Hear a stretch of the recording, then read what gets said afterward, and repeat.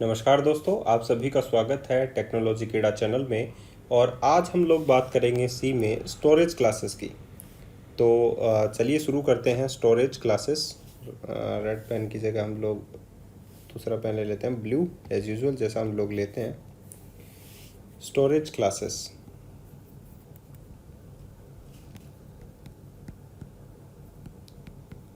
सबसे पहले तो जानते हैं कि ये स्टोरेज क्लासेस जो है वो होती क्या है। स्टोरेज क्लासेस जो सी में होती हैं वो हम लोग मान सकते हैं कि कोई भी वेरिएबल की, किसी भी वेरिएबल की life time visibility, memory location और इनिशियल वैल्यू का पता होना, हम लोग क्या कहते हैं उन्हें, स्टोरेज क्लासेस। किसी भी वेरिएबल का, किसी भी वेरिएबल का life visibility, life time, scope इसका मतलब होता है लाइफ टाइम, और मेमोरी लोकेशन, मेमोरी लोकेशन या और इनिशियल वैल्यू। किसी भी वेरिएबल का visibility, life time, memory location और इनिशियल वैल्यू का पता होना स्टोरेज क्लासेस कहलाता है।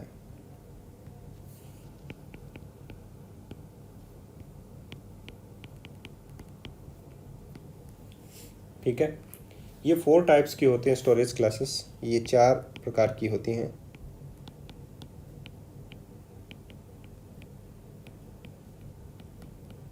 स्टोरेज क्लासेस में क्या होता है, ये क्या करता है, स्टोरेज क्लासेस सी के अंदर डिटरमाइन करता है life time visibility, memory location and initial value of a variable. किसी भी वेरिएबल की visibility, life time, memory location और इनिशियल वैल्यू को का पता लगाना, या हम लोग क्या कहते हैं, का पता होना या पता लगाना स्टोरेज क्लासेस कहलाता है। ये 4 प्रकार की हो सकती हैं। जिस तरीके से हम लोग इनकी वैल्यू को, किसी भी वेरिएबल की वैल्यू का लाइफ टाइम विजिबिलिटी या हम मेमोरी लोकेशन, इनिशियल वैल्यू का पता लगा सकते हैं। 4 तरीके से लगा सकते हैं। Number 1 automatic. ऑटोमेटिक वेरिएबल होता है, आप लोगों को भी पता है। ऑटोमेटिक वेरिएबल होता है, ऑटोमेटिक होता है। दूसरा हमारे पास होता है रजिस्टर, जो कि सीपीयू के रजिस्टर में स्टोर होता है। तीसरा होता है एक्सटर्नल।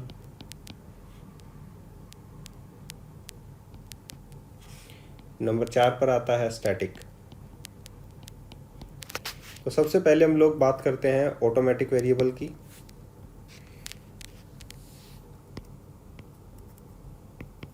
नंबर 1 पर आता है ऑटोमेटिक वेरिएबल।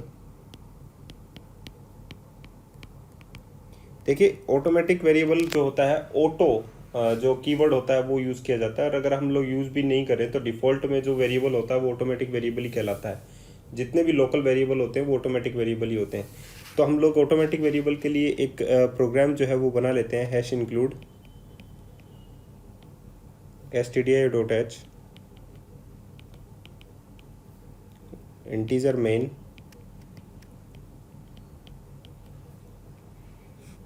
Integer a. जैसे मैंने ये लिखा इंटीजर ए, तो ये क्या है, एक प्रकार का ऑटोमेटिक वेरिएबल है।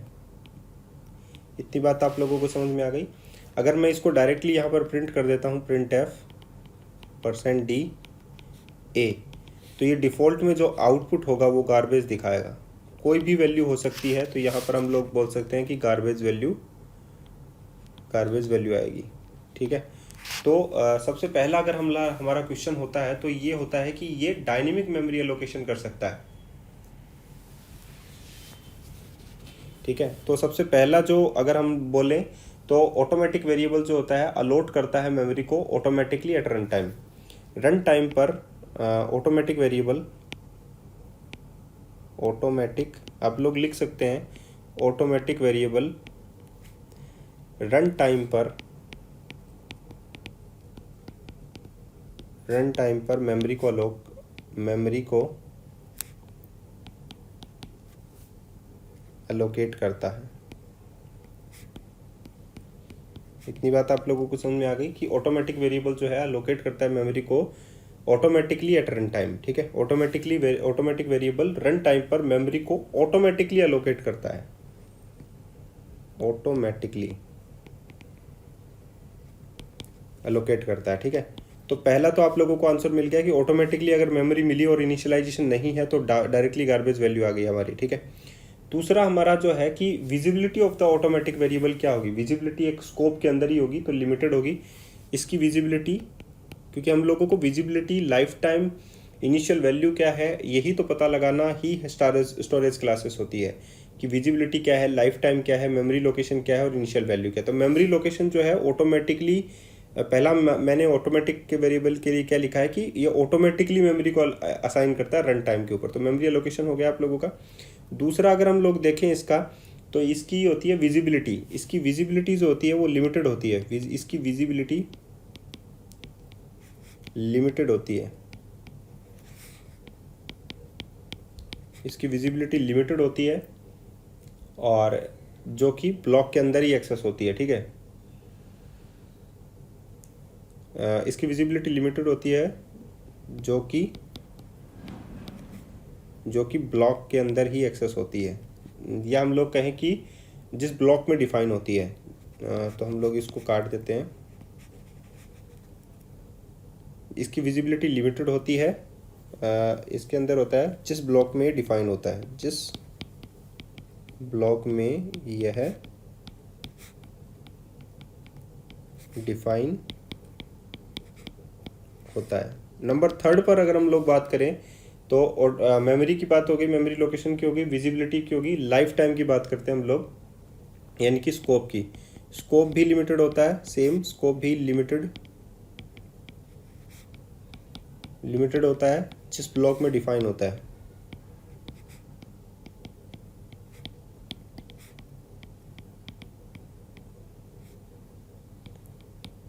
इतनी बात आप लोगों को समझ में आ गई।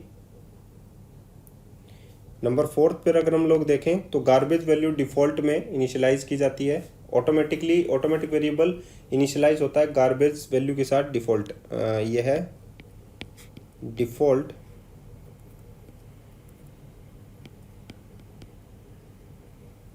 डिफ़ॉल्ट गार्बेज वैल्यू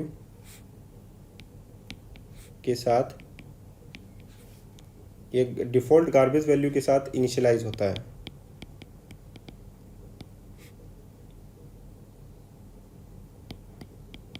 ठीक है, ये गार्बेज वैल्यू के साथ इनिशियलाइज होगा डिफ़ॉल्ट में, आप लोग कह सकते हैं।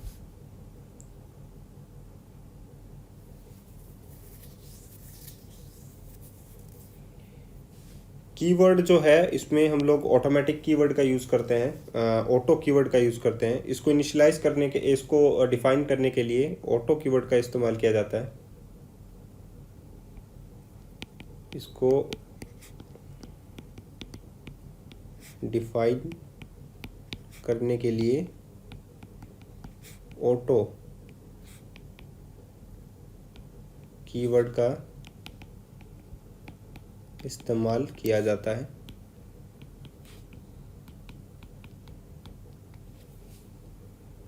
और हर एक लोकल वेरिएबल जो है वो ऑटोमेटिक वेरिएबल होता है। हर एक लोकल वेरिएबल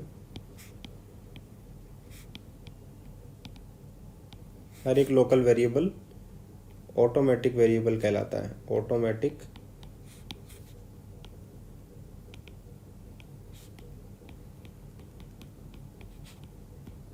आप लोग समझ गए होंगे, हर एक लोकल वेरिएबल ऑटोमेटिक वेरिएबल कहलाता है। इसको डिफाइन करने के लिए ऑटो कीवर्ड का इस्तेमाल किया जाता है।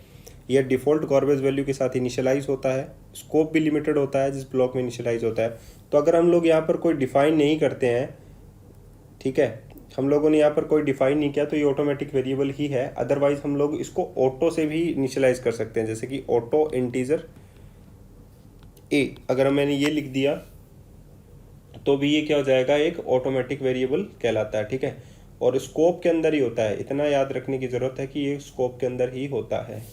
ठीक है, तो जिस स्कोप में होगा वो ऑटोमेटिक वेरिएबल ही कहलाएगा। अब बात कर लेते हैं हम लोग दूसरे वेरिएबल की। ठीक है, दूसरा वेरिएबल हमारे पास है रजिस्टर।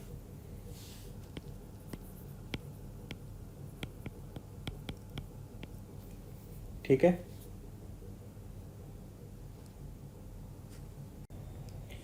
रजिस्टर वेरिएबल में क्या होता है कि जो सबसे पहले हम लोग बात करते हैं मेमोरी लोकेशन की। तो जो मेमोरी लोकेशन होता है वो सीपीयू रजिस्टर के अंदर होता है। तो हम लोग बोल सकते हैं कि रजिस्टर वेरिएबल, लिखना है रजिस्टर, इसके लिए जो मेमोरी एलोकेशन था वो रन टाइम पर था। आप लोगों को पता है कि ऑटोमेटिक वेरिएबल के लिए मेमोरी जो है ऑटोमेटिकली रन टाइम पर ही इनिशियलाइज हो जाती है और गार्बेज वैल्यू आती है बाई डिफ़ॉल्ट में। तो रजिस्टर वेरिएबल के लिए मेमोरी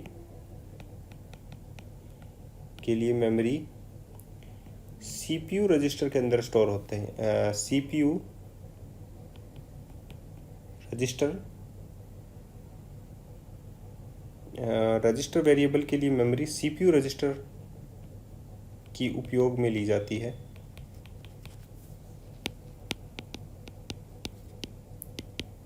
ठीक है। और ये भी डिपेंड करता है, रजिस्टर वेरिएबल के लिए मेमोरी सीपीयू रजिस्टर की उपयोग में ली जाती है, तथा यह भी डिपेंड करता है कि सीपीयू मेमोरी में रिमेनिंग स्पेस कितना है।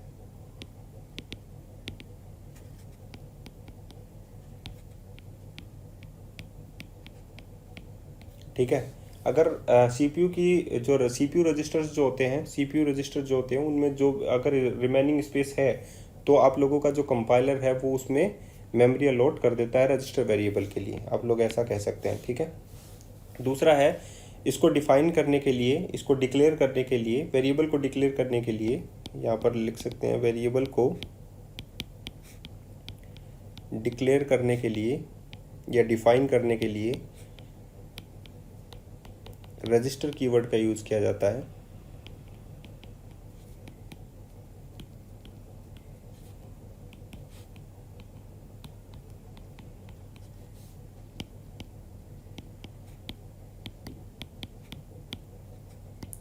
नंबर 3 पोजीशन पे आता है कि रजिस्टर वेरिएबल जो होते हैं वो फास्ट एक्सेस होते हैं ऑटोमेटिक वेरिएबल से। Register variable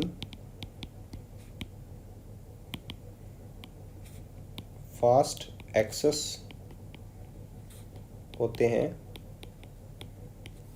resistor variable fast access होते हैं ऑटोमेटिक वेरिएबल से।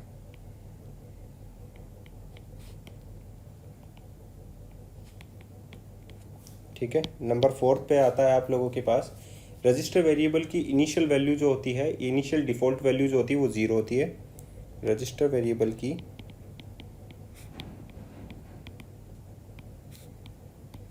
इनिशियल डिफ़ॉल्ट वैल्यू 0 होती है। ठीक है। रजिस्टर कीवर्ड यूज़ किया जाता है, आप लोगों को पता है। इसके लिए हम लोग इसमें पॉइंटर को स्टोर करवा सकते हैं। रजिस्टर वेरिएबल में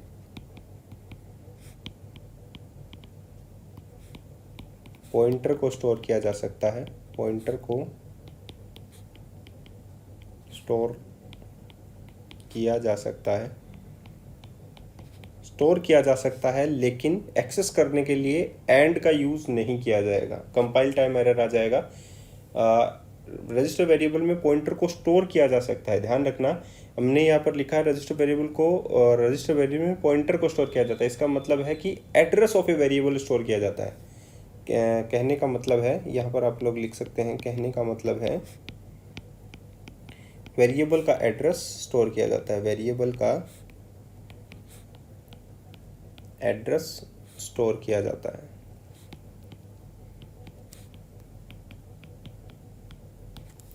नंबर 6 पर जो बात आती है वो आती है कि हम लोग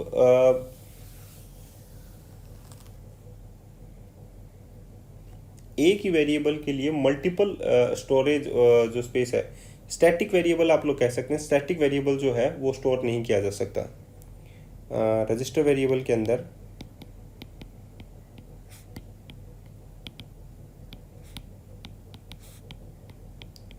स्टैटिक वेरिएबल को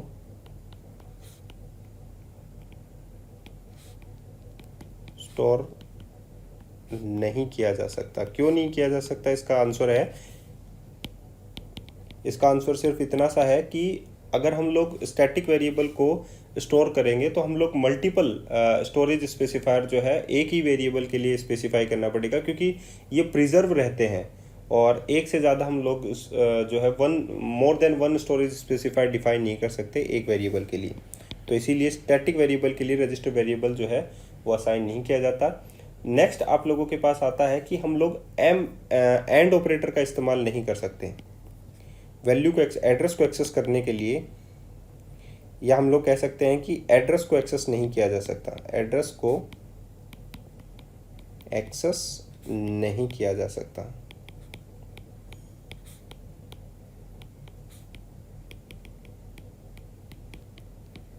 तो इसका हम लोग एक एग्जांपल देख लेते हैं रजिस्टर वेरिएबल का। सबसे पहले है कि मेमोरी जो होती है वो सीपीयू रजिस्टर के अंदर ही होती है, ये आप लोगों को पता लग गई।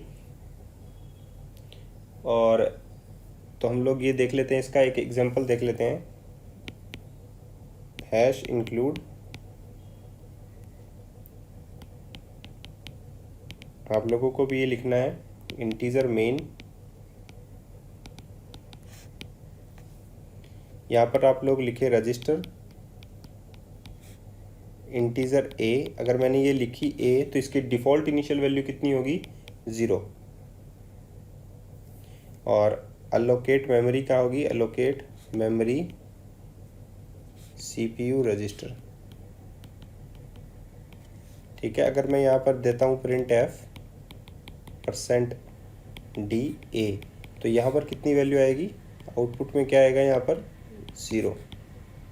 ठीक है, इतनी बात आप लोगों को समझ में आ गई कि इसकी जो डिफ़ॉल्ट वैल्यू होती है वो कितनी होती है, 0। और ये फास्ट एक्सेस होता है किससे, आप लोगों के ऑटोमेटिक वेरिएबल से। अगर मैं इसकी जगह अगर मैं ये लिखूं print F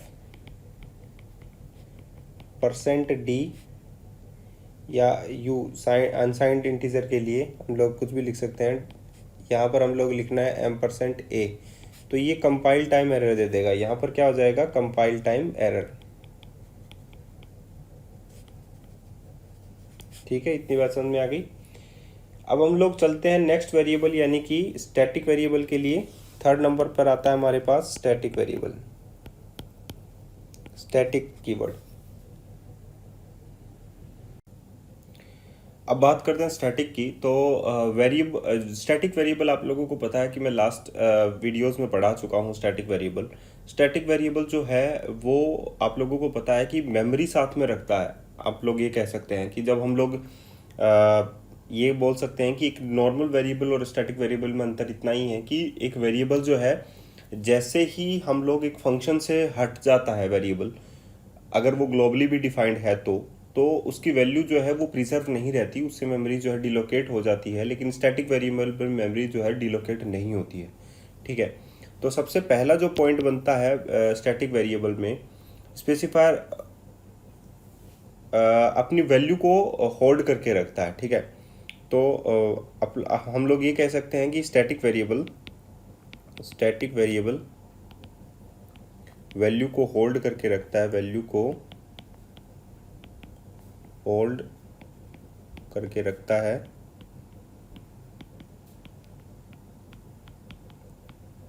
multiple function calls में, मल्टीपल फंक्शन कॉल्स में। ठीक है, मल्टीपल फंक्शंस कॉल में वेरिएबल की जो वैल्यू है उसे होल्ड की जाती है, उसे डीएलोकेट नहीं किया जाता है मेमोरी से। ठीक है, और हम लोग ये बोल सकते हैं कि स्टैटिक लोकल वेरिएबल जो है विजिबल होता है फंक्शन और ब्लॉक के अंदर ही, जिसमें वो डिफाइन किया गया है। अगर हम लोग इसकी विजिबिलिटी देखें तो हम लोग बोल सकते हैं स्टैटिक वेरिएबल फंक्शन और ब्लॉक के अंदर ही फंक्शन और ब्लॉक के अंदर ही विजिबल होता है जहां वह डिफाइन किया गया है, जहां वह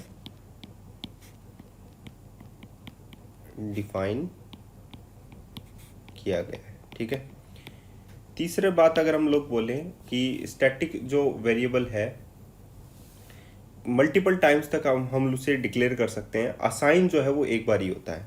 तो स्टैटिक वेरिएबल को डिक्लेयर मल्टीपल टाइम्स तक किया जाता है, मल्टीपल टाइम्स के लिए किया जा सकता है। स्टैटिक वेरिएबल को क्या होता है, स्टैटिक वेरिएबल जो है मल्टीपल टाइम्स के लिए डिक्लेयर किया जा सकता है, लेकिन असाइन सिर्फ एक बार होता है,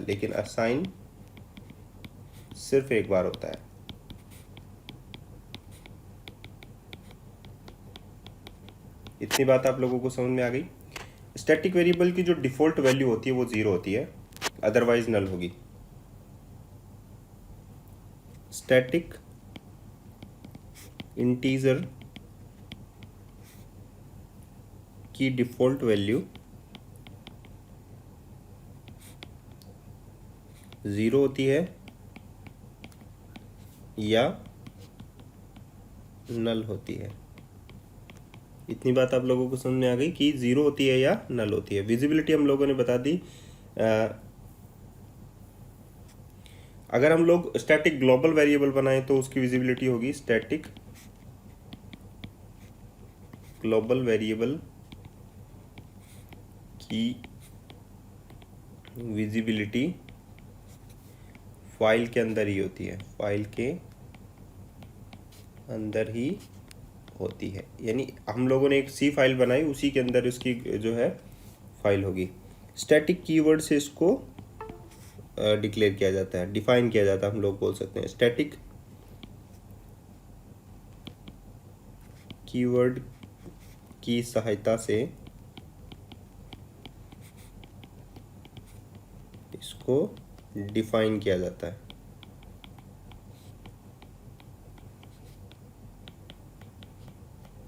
ठीक है, स्टैटिक कीवर्ड का यूज़ किया जाता है। स्टैटिक कीवर्ड बहुत ज़्यादा इस्तेमाल में भी लेते हैं हम लोग, क्योंकि स्टैटिक कीवर्ड जो होता है एक्चुअली में वैल्यू को प्रिजर्व रखने का काम करता है। ठीक है, तो इतनी बात आप लोगों को ध्यान में रखनी बहुत ज़्यादा ज़रूरी है। फंक्शन टू फंक्शन कॉल हम लोग इसमें कर सकते हैं।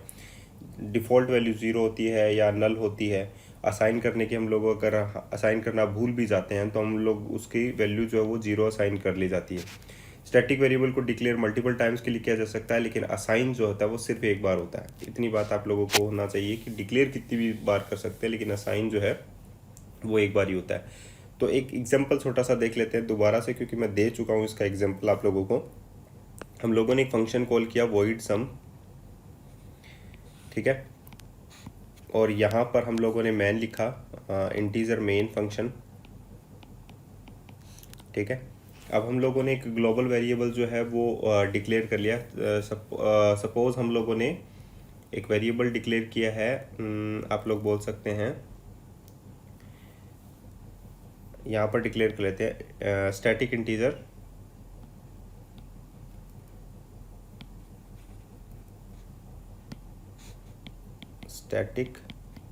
Integer number. अब इसकी वैल्यू जो है हम लोग ने डिफाइन कर दी 1। अब हम लोग जो है नंबर को प्लस प्रिंट एफ करते हैं, प्रिंट एफ %d नंबर। तो नंबर की वैल्यू कितनी होगी 1।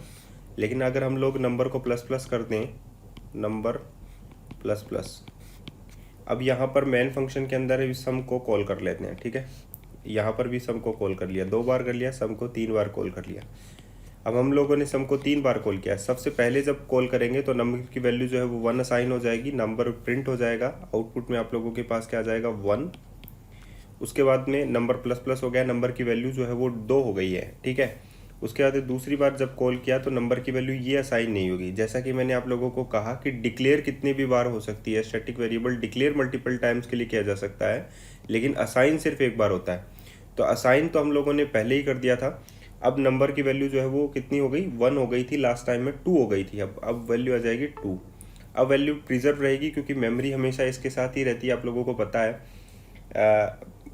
ठीक है, स्टैटिक वेरिएबल की वैल्यू होल्ड करके रखता है, जैसा कि आप लोगों को कहा कि जब 2 हो गई तो ये होल्ड करके रखता है, और जब नेक्स्ट कॉल होगा तो ये वैल्यू जो है 2 प्रिंट हो जाएगी, और उसके बाद में 3 जो है वो वैल्यू आ जाएगी इसकी। ठीक है, तो इसमें 3 आ जाएगी। ठीक है, तो इस प्रकार आप लोगों ने ये समझ लिया सारा का सारा कि स्टैटिक वेरिएबल वैल्यू को होल्ड करके रखता है। हर एक बार ही डिक्लेयर होगी, सॉरी असाइन एक बार ही होगी, डिक्लेयर मल्टीपल टाइम्स तक हो सकती है। स्टैटिक वेरिएबल फंक्शन और ब्लॉक के अंदर ही एक्सेस होता है, तो यहाँ से लेके यहाँ तक ही एक्सेस होगा आप लोगों को। जो स्टैटिक वेरिएबल है यहाँ से लेके यहाँ तक ही एक्सेस होगा, ठीक है। स्टैटिक इंटीजर की डिफ़ॉल्ट वैल्यू जो है 0 होगी। अगर आप लोग यहाँ पर असाइन कर देते हैं तो असाइन होगी, अदरवाइज नल हो जाएगी। अदर सपोज स्ट्रिंग वेरिएबल आप लोग बनाते हैं तो नल हो जाएगी। स्टैटिक ग्लोबल वेरिएबल की विजिबिलिटी फाइल के अंदर होगी, कहीं भी हो सकती है। स्टैटिक कीवर्ड की सहायता से इसको डिफाइन किया जाता है। आई होप आप लोगों को समझ में आ गया होगा स्टैटिक कीवर्ड भी। अब हम लोग सीखते हैं एक्सटर्नल कीवर्ड, ठीक है। नेक्स्ट पर चलते हैं, एक्सटर्नल कीवर्ड। तो ये 4 होते हैं आप लोगों के पास, रजिस्टर हो गया, स्टैटिक हो गया, ऑटोमेटिक हो गया, और लास्ट आता है आप लोगों के पास एक्सटर्नल। एक्सटर्नल वेरिएबल जो होता है वो एक्सटर्नल कीवर्ड की हेल्प से हम लोग जो है उसको डिक्लेयर कर सकते हैं, ठीक है। तो हम लोग बोल सकते हैं कि इसको डिक्लेयर करने के लिए एक्सटर्नल कीवर्ड का इस्तेमाल किया जाता है। एक्सटर्नल वेरिएबल को डिक्लेयर करने के लिए एक्सटर्नल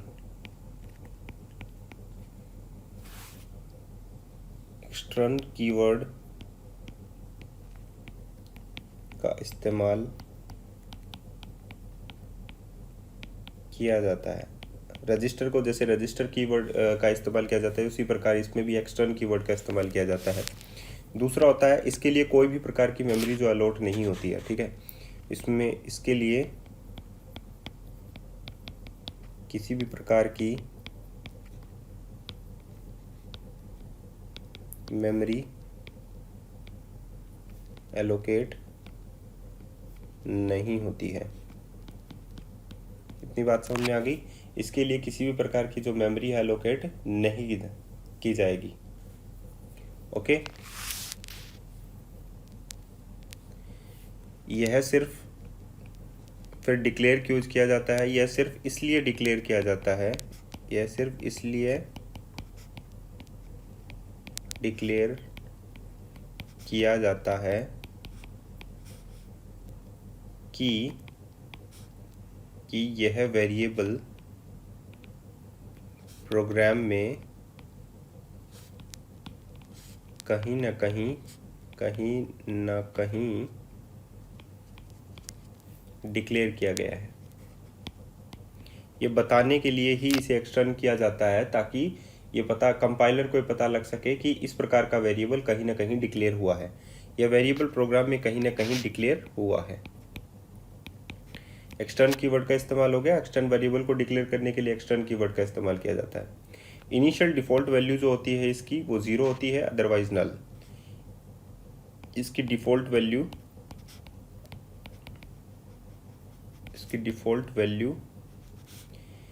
0 होती है,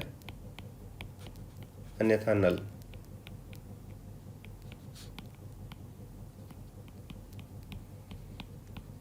ठीक है। नंबर 4 पर आता है, हम लोग एक्सटर्नल वेरिएबल को सिर्फ ग्लोबली इनिशियलाइज कर सकते हैं और लोकली और ब्लॉक के अंदर इनिशियलाइज नहीं कर सकते। एक्सटर्नल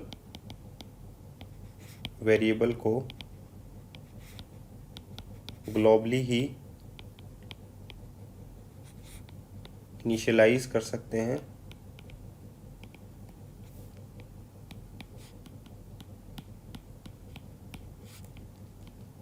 लोकली और ब्लॉक में इसको इनिशियलाइज नहीं कर सकते।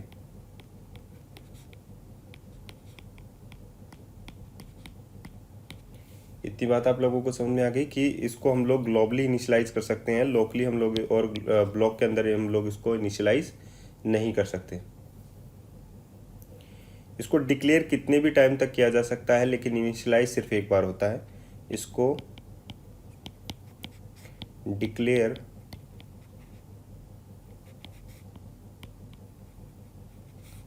मल्टीपल टाइम्स के लिए किया जा सकता है, लेकिन इनिशियलाइज सिर्फ एक बार होता है।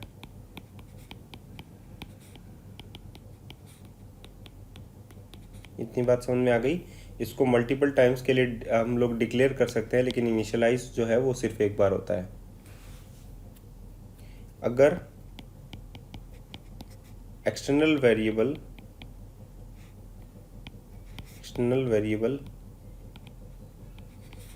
डिक्लेयर होता है तो कंपाइलर पूरे प्रोग्राम को सर्च करता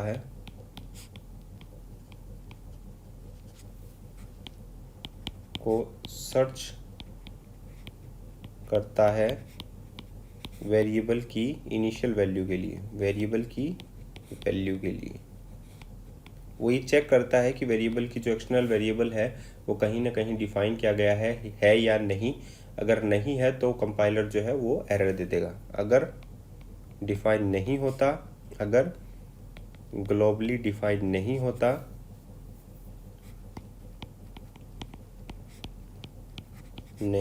है तो एरर जनरेट किया जाता है। ठीक है, इतनी बात आप लोगों को समझ में आएगी कि एरर हम लोगों को मिलता है। तो सबसे पहले हम लोग इसका एग्जांपल देख लेते हैं। मैंने लिखा hash include stdio.h integer main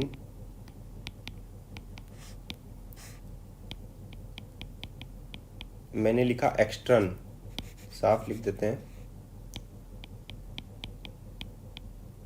extern keyword का इस्तेमाल किया, एक वेरिएबल को मैंने यहाँ पर डिक्लेयर किया। जैसे कि मैंने आप लोगों को बोला कि ग्लोबली ही इनिशियलाइज कर सकते हैं।